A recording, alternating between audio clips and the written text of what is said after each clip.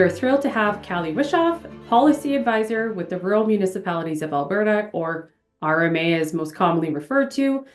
She's here to join us to present on the RMA Economic Development Toolkit.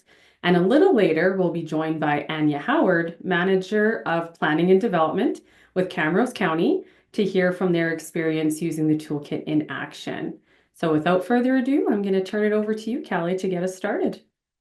Thank you. Just share my screen here. I'm really excited to be here to talk about RMA's Economic Development Toolkit, which I had the pleasure of working on throughout a big part of last year and earlier this year. I am Kallie Wischoff, as mentioned. I'm a policy advisor with the RMA, and I work in community and social services and rural ec dev and things like that. So projects like these are really exciting for me, and I'm excited to dig into it with you today.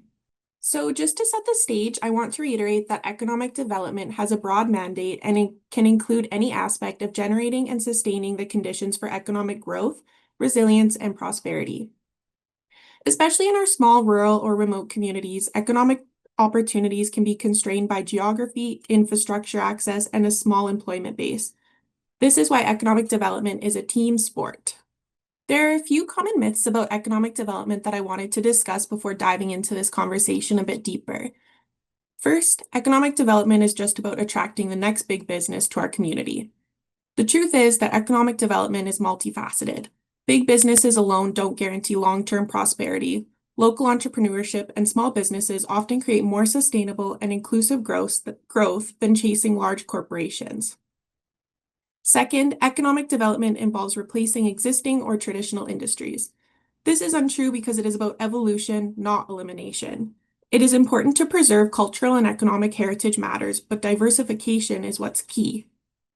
Lastly, governments do not have a role to play in helping private businesses. The truth with this one is that public and private partnerships are essential. It is important to note that support does not mean interference. Strategic planning and zoning are government tools that help shape economic landscapes and attract investment. So the Economic Development Toolkit was designed to support municipal leaders shape and advance economic development efforts. It provides rural economic development professionals, counselors, and municipal staff with guidance and tools for marshaling collective economic development efforts forward. So today we're going to dive deeper into economic advisory committees. They're a dedicated group of community leaders that can advise on and deliver a wide range of economic development initiatives. Partnerships expand capacity, and bring critical skills and networks to the table. So we're going to talk about these committees, what they do, who should be on them, and how to make them work for your community. Economic development committees are a small collective of business, community, and municipal leaders that represent, steer, and advocate for their communities on economic development issues. As you can see, they take on activities such as information gathering, decision advocacy, communications and engagement, and community mobilization. When forming a committee, size matters. Too small and you risk missing key voices. Too big and it becomes hard to manage. But more important than size is who is at the table. First and foremost, you want to look for diverse representation from your committee, meaning a good mix of geography, sectors, and expertise. You also want people who are trusted within their community, those who know how to get things done, and especially those who others listen to and respect. And remember, this isn't about inviting whoever volunteers. This is about creating a group that reflects your local economy and can really move the needle. These are some examples of partners you may want at the table. Local business leaders know the day-to-day realities of operating in your community. They bring insight into what's working, what's holding businesses back, and what new opportunities are. Institutional leaders, like from colleges, hospitals, or airports, bring a broader perspective on workforce needs, infrastructure, and community services that directly affect economic development.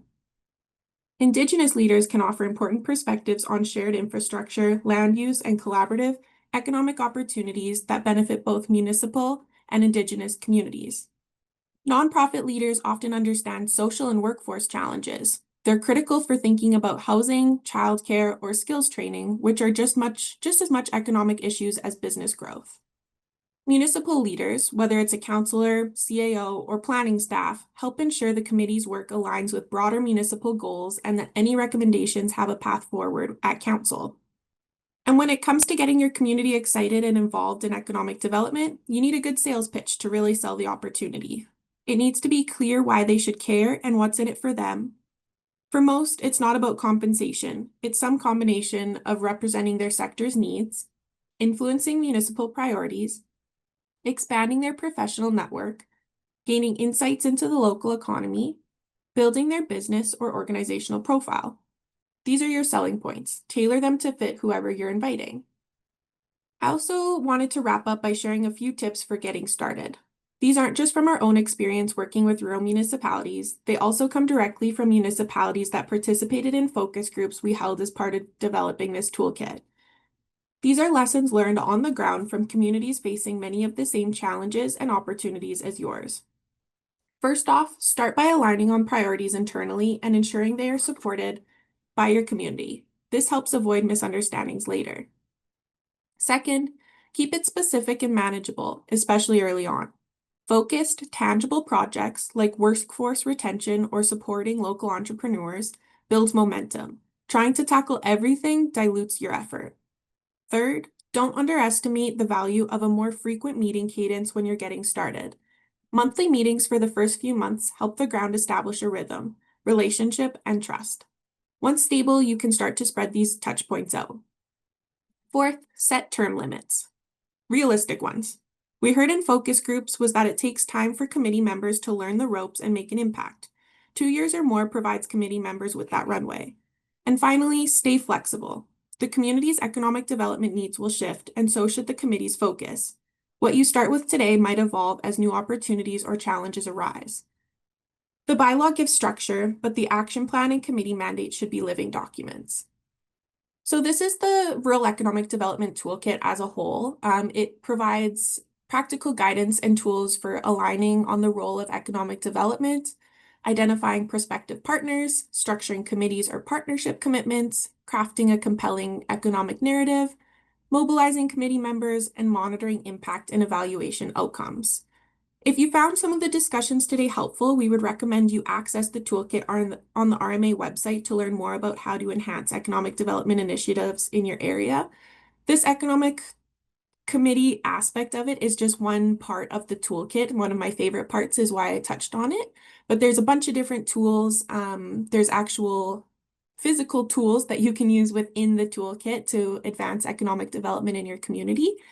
And if you think there's anybody else in your network that would benefit from the toolkit, we definitely encourage you to pass it along. It's really beneficial for a lot of different things in a lot of different areas, and you can pick and pull what you want from the toolkit to make it best work for your community. And then many people found this toolkit helpful already, and we hope it can be of assistance to you too. Here are some live testimonials from municipalities around Alberta that access the toolkit already. And you can learn more on our website, and I think the link to the toolkit will be posted, or if not already posted, in the chat for you to access as well. And Callie, I'll start us off with a question for you, if you don't mind. Yeah, for sure. So for the municipalities that haven't used the toolkit yet, where would you recommend they start?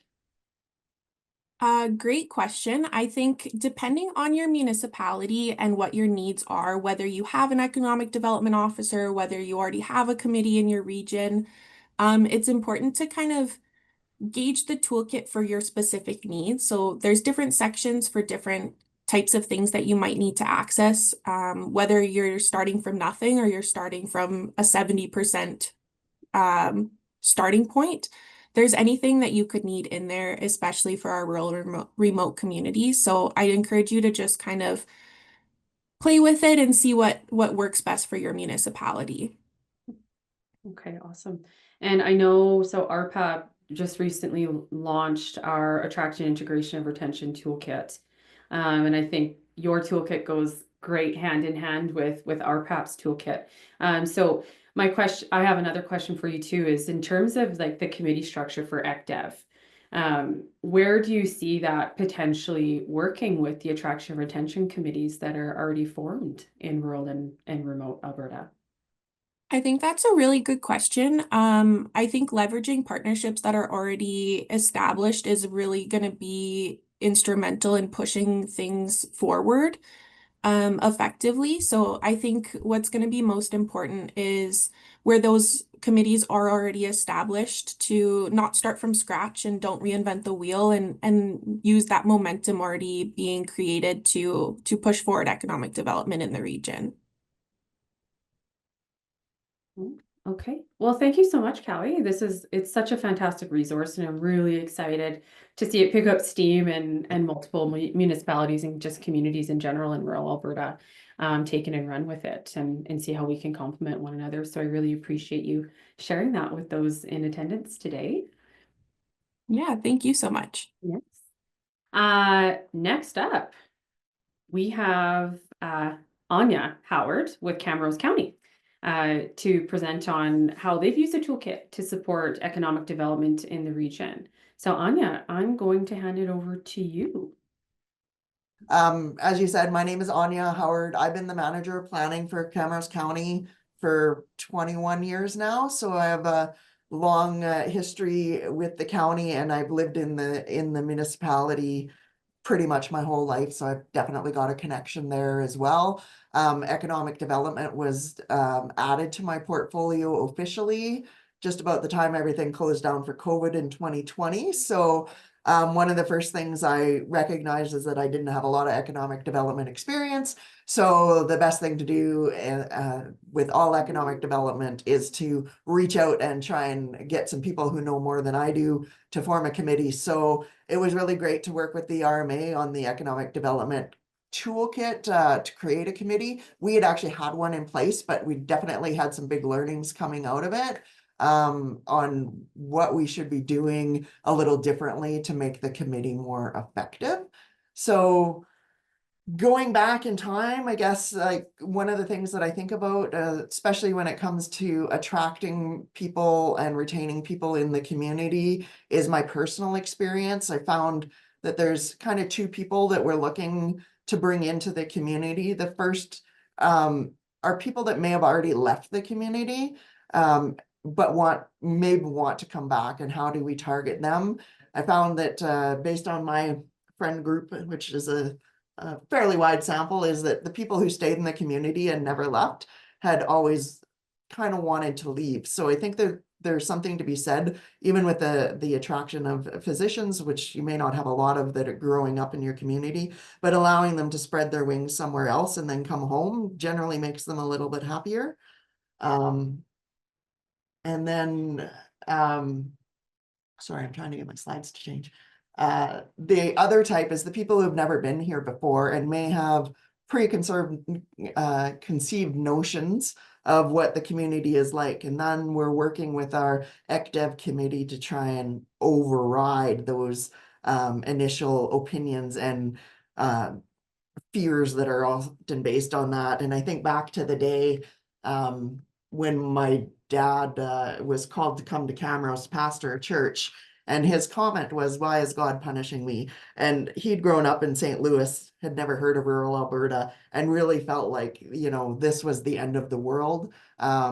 But then came here, discovered that there actually is things to do. There is a quality of life. There is good schools. There is good healthcare. There is all of these other things. So the picture is of him having a tantrum on the ground, but in the end, he decided that he really loved it here. But it's how do we get those people that may have had those preconceived notions to come together and decide that rural Alberta is important. So again, we kind of talked, I think it looks like, about the RMA toolkit, but going through it, I'm just going to highlight some of my own experiences with it. The aligning the role with economic development, I think this is really a key, and it's a place where we can partner with you guys on what we have, because often, again, bringing in people to the community, it's about that quality of life.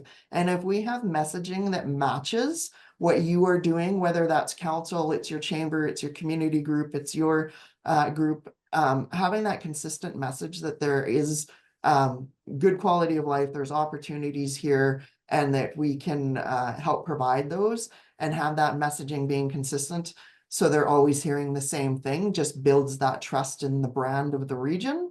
So I think having that as part of your economic development strategy, and including those partners in that is what can show that you've got a good community to live in. Identifying prospective partners, and we talked about this a little bit as we were developing the toolkit. It's important to make sure that you have the right people at the table. We learned the hard way with our first committee. One of the things that may not be true for you guys, but is for most municipalities, is that committees are, cattle call requests. So you put it in the newspaper, would you like to be part of the Economic Development Committee? You get a whole bunch of people responding, and they basically say, I'm interested, and then council decides to put them on this committee. And if you have 4 slots and you have 4 people volunteer, you put all 4 of those people on there without really vetting them. So I think the importance of making sure you have the right people and partners is really important. We did, on our first go round, have somebody who was anti-government, and all he wanted to talk about is how he could get rid of the committee that we were paying him to sit on. So not only did that really make any committee work very difficult, and slowed us down, it really didn't serve the purpose of him promoting our goals to the community, providing good information back from his businesses and business connections. So now we are definitely asking for resumes, their motivation. They have to sign a code of conduct that says that they, agree with the economic development strategy, or at least are willing to work within the parameters of it. So I think now we've built a really strong team with diverse backgrounds, and I think that's important when you're creating this as well. We have small business leaders, agricultural leaders, a large industry, and then we have members that are also on provincial and federal boards. So they bring that knowledge back to us, but also provide a pipeline up to those boards so that we can really work the system both directions there. And because they each have their own little focus, it makes it easier for us to understand the broader scale of our economic development and how we can reach those things. So again, with the physician recruitment, I'd be thinking about who your partners are. Are they municipalities, chambers, your educational institutions, cultural organizations? And again, some of that just ties back to quality of life. If people think there's nothing to do and they're stuck in the middle of nowhere, it may be harder to actually get them to want to move here.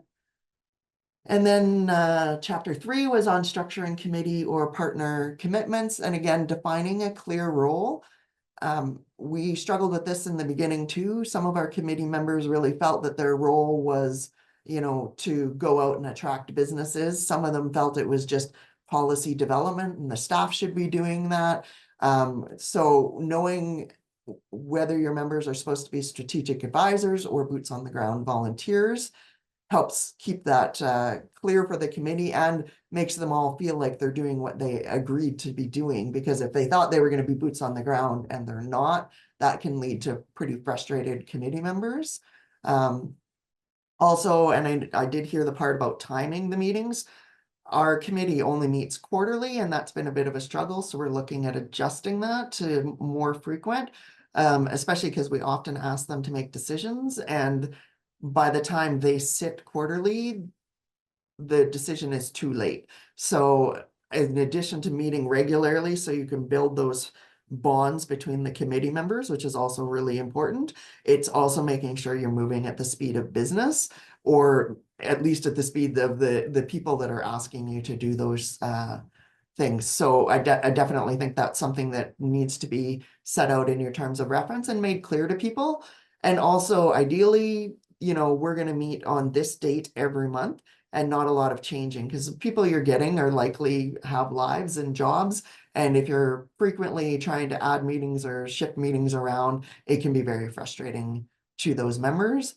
But at the same time, it is also nice to have a committee member that can jump. So, suddenly an MLA or somebody is running through your area and you want to have a talk with them, that those people can drop what they're doing and be available to you beyond just their set meeting dates.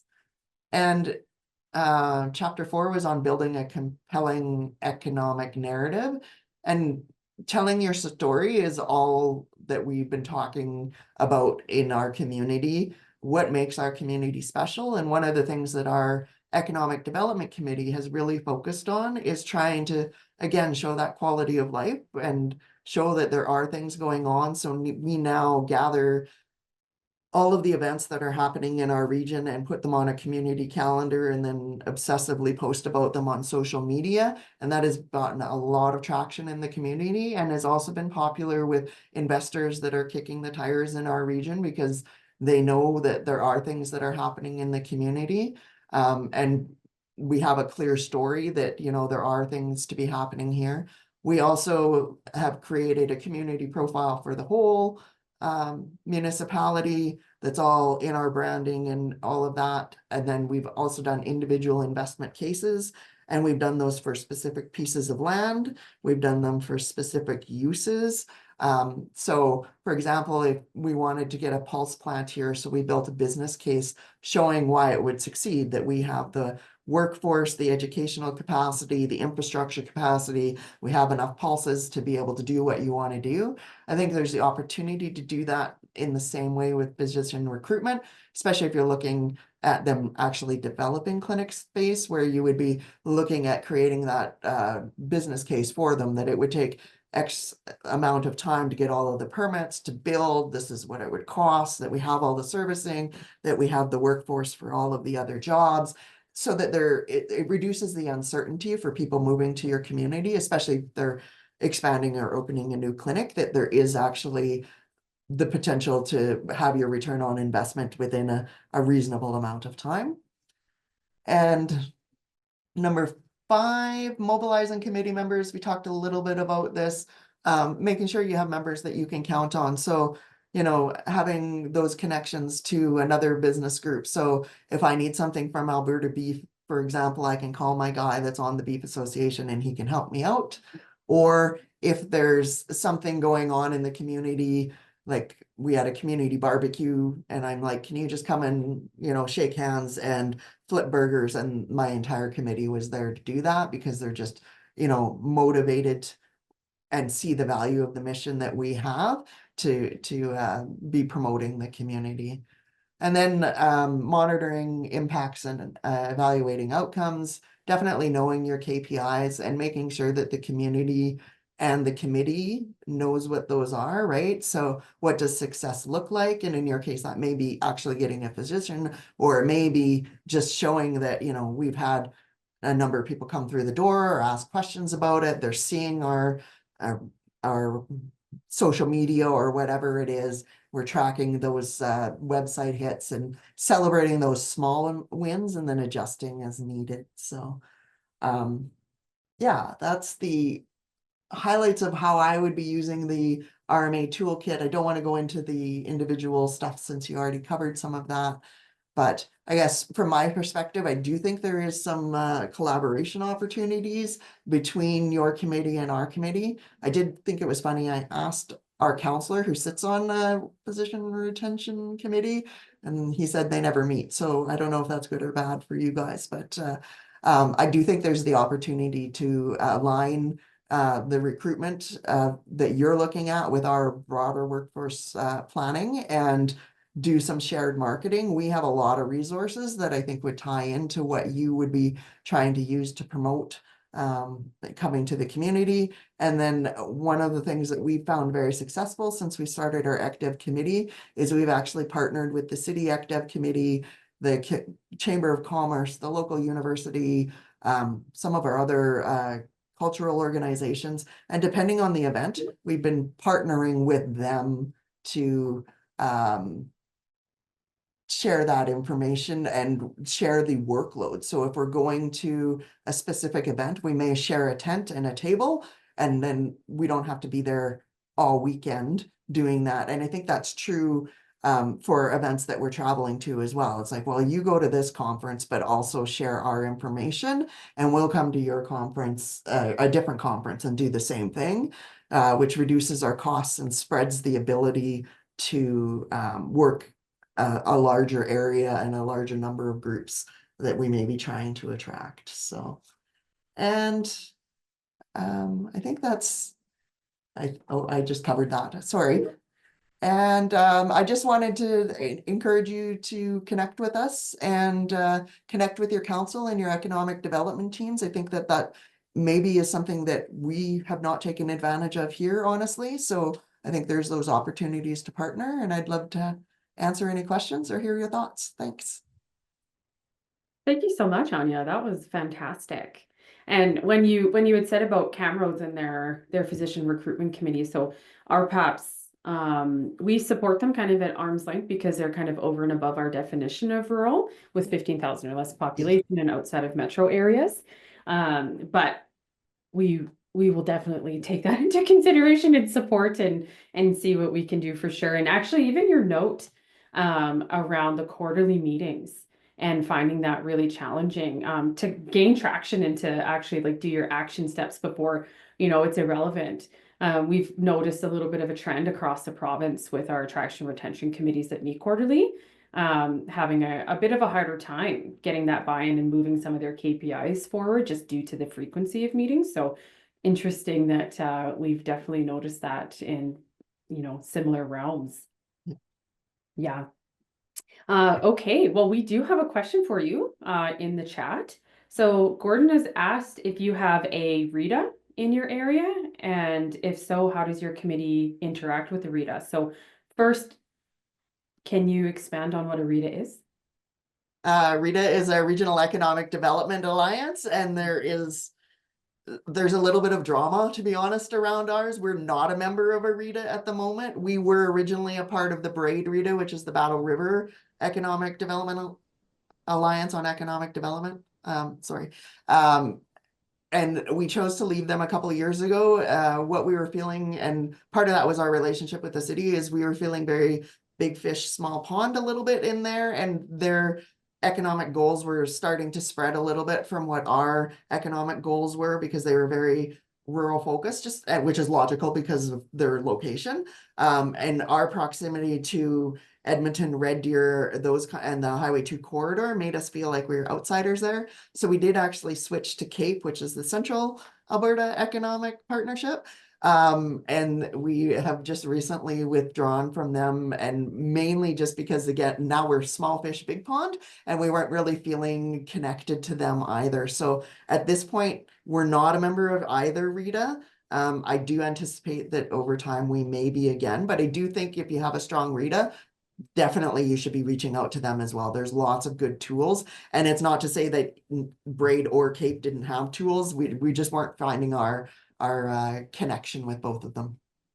Like, how scalable are the practices that Camrose County has done for other like rural municipalities with fewer resources, right? Maybe they're smaller, maybe they're quite remote. How would you kind of put it forward in terms of like, this is what we did and this is what maybe you could do in terms of scale and practice? Yeah, I think one of the good things is, especially with the committee, is if you can get a couple committee members that are willing to take on the smaller, maybe tedious tasks. Like, honestly, our weekend events, extremely tedious. It's not hard. It's just, who's kind of scrolling through Facebook, seeing that these events are happening, consolidating them all into one post and sending them out. That might be something that would be something that a volunteer would easily be able to do within their own timelines, to promote that way. I think you have to do a good look at your community and your community profile, because like Camrose has the opportunity to say, not only are we close to Camrose, and we're also physician trying to get them in Bashaw as well. So we do actually have two groups in our county, but we do have the ability to say, like, we have the U of A campus here, we're close to Edmonton, we're close to Red Deer. But if you're in Northern Alberta, I would really be pushing on, it's a different lifestyle for sure. But, if you're into the outdoors, if you're into camping, if you're into ATVs, if you're into fishing, like, those are the kinds of things that you're really trying to push. But at the same time, it's an hour to the airport and you can go to Mexico, right? Or whatever that is. Like, I think that that's really important. I think one of the things, and I go back to my dad when he got put here, he was like, this is literally the end of the earth. He had no idea that it could even get smaller. But a lot of the people, especially depending on where you're trying to recruit from, Edmonton and Calgary are small cities on the global scale, right? Like, I had a guy from Taiwan the other day in my office, and he was talking about how the there's multiple cities the size of Edmonton surrounding the major metropolis, right? Like, so Edmonton would be considered a suburb where they're from in Taiwan, right? So it's all about that scale, but I think trying to show that there's opportunities even in rural Alberta is the key. Yeah, that's a good point. And I can attest, I live in Northern Alberta. So yeah, it's a very different way of life. And it is something that, you know, people, they either really get used to and they really love, or it's just not for them. And, you know, that's also okay. But really being able to help promote that and say, like, this is an option. It is a good way of life. You can raise children here. You know, you can have a long, fulfilling life. In Northern Alberta too is key. Yeah, for sure. I think that's a really great option. I would say also as well as a regional approach too, right? So when you're more like rural and remotely focused, oftentimes there's those hubs, right? So I'm in Grand Prairie, and oftentimes those smaller communities utilize Grand Prairie as a hub. So looking more than just your smaller community to see how you can complement one another, I think would also be key. Yeah, and I think that that's true everywhere. And again, when people are looking at it from a national or even provincial scale, they very rarely know the difference between Grand Prairie, County of Grand Prairie, and I think it's Beaver Lodge is up there. Yeah. You know, like to them, it's all Northern Alberta. There's very little like mental difference between them. So working as a region, and I think that ties back to the comment I made about us partnering with different partners. And it's not always the same partners, right? Depending on where we're going, I may be partnering with all of the villages in the county for an event, or I may be partnering with the city, and I think that we sometimes, especially in government, tend to get really rigid on, oh, we always partner with this person. Like, we're a part of this RETA, so I'm only going to participate with the municipalities that are in this RETA. So I think we need to just keep making sure that people are flexible on their boundaries and don't understand those boundaries, and we need to be the same. Need to look at the purpose of the mission. Thank you, Callie, and thank you, Anjah, for sharing. And this is really valuable, and I think there's multiple partnerships that can come out of it. So thank you so much for putting it out there.